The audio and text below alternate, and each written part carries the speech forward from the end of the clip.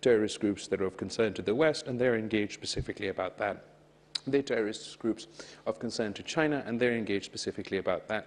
But perhaps those terrorist groups have more coordination in Afghanistan than we do internationally, in the sense that, as you mentioned, post the fall of Kabul, post the Ukraine war, there's very little attention paid to Afghanistan. And the concern is that if we don't take these groups seriously, the interim government doesn't take these groups seriously, they don't demonstrate first the will and then the capacity to take on terrorist groups, then they will conduct terrorist activities in the region first, and we're already witnessing in Pakistan an uptick in terrorist activity since the fall of Kabul, but it won't be long before that reaches somewhere else. And I would like the international community to act preemptively rather than reactively after the nightmare scenario. So the key is to convince, in whatever way we can, with international consensus, the interim government in Afghanistan to take on terrorism within their borders, to demonstrate the will to do so. And if they demonstrate the will to do so, then I have another more unique pitch, which is this, that we need to find a way to build the capacity, if they have the will, to build the capacity for them to be able to do so. They don't have a standing army.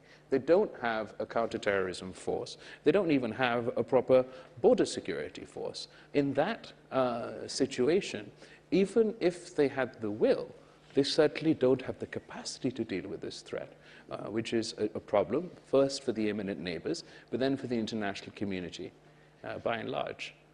I'm sure we're going to come back to this, and I'm sure I'm not going to be able to stop the Congressman from coming back to it later in the conversation.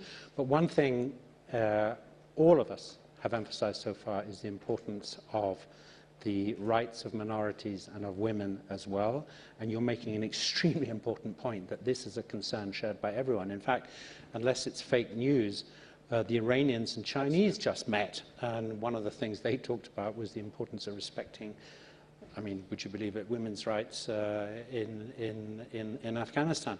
Kathy, you were there in last year, I think. Last year this time. And you're a great advocate. I mean, you know, what do you think the most effective approaches are right now, given? وزیر خارجہ Bilawal Bhutto Zardari Munich security conference میں panel discussion میں شریک ہیں. انہوں نے اظہار خیال کیا اور اظہار خیال کرتے ہوئے افغانستان کے حوالے سے تفصیلی بات کی. انہوں نے کہا کہ افغانستان کے حوالے سے پاکستان کا موقف واضح ہے. ہم چاہتے ہیں کہ افغانستان میں امن قائم ہو.